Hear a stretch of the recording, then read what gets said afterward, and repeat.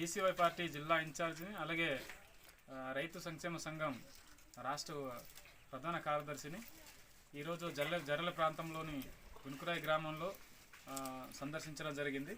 ఈ గ్రామంలో ప్రధానమైన పంట ఈ రాజమ చిక్కుళ్ళు అండి. ఈ రాజమ చిక్కుళ్ళు ఈ వాతావరణ కారణంగా మొన్న జరిగిన తుఫాను కారణంగా ఈ చిక్కుళ్ళన్నీ పూర్తిగా తిన్నది. ఈ ఎవరైతే పండించిన రైతులు ఉన్నారో ఈ రైతులకి ప్రభుత్వం నుంచి నష్టపరిహారం కూడా చెల్లించలేదని చెప్పేసి రైతులు ఆవేదన వ్యక్తం చేస్తున్నారు.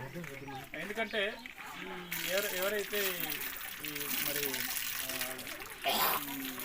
రెవెన్యూ డిపార్ట్మెంట్ కానీ, అలాగే ఈ మన రైతు భరోసా సంబంధించినటువంటి అగ్రికల్చర్ డిపార్ట్మెంట్ కానీ ఈ ఎవరైతే నష్టపోయిన రైతులకి ఎంతో కొంత ఆర్థిక సాయం చేయాలనుకుంటే అది డెఫినెట్లీ రెవెన్యూ పట్టా ఉండాలి అని చెప్పడం జరిగిందట.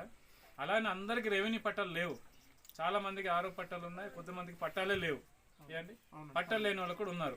ఈ రెవెన్యూ పట్టా ఉన్న వాళ్ళకి మాత్రమే ఇస్తామనుకుంటే మిగతా వాళ్ళ సంగతి ఏంటి? మరి మిగతా వాళ్ళు కూడా అన్యాయం జరిగినట్టే కదా.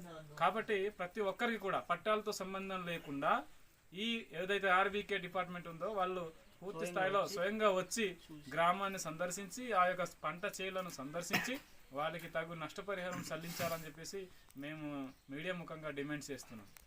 అలాగే చాలా కుటుంబాలు పట్టాలు లేని వాళ్ళు ఉన్నారు, వాళ్ళకు కూడా పట్టాలు ఇవ్వాలి. వాళ్ళందరికీ కూడా రెవెన్యూ పట్టాలు ఇచ్చి గవర్నమెంట్ నుంచి వచ్చే ప్రతి ఒక్క రైతు భరోసా కానివ్వండి ఏదైనా బెనిఫిట్ రైతుకు అందేలాగా చేయాలి. అలాగే ఇప్పుడు రైతు నష్టపోతే మైదాన ప్రాంతంలో లక్షలు ఇస్తున్నారు, లక్షలు ఇస్తున్నారు మైదాన ప్రాంతంలో.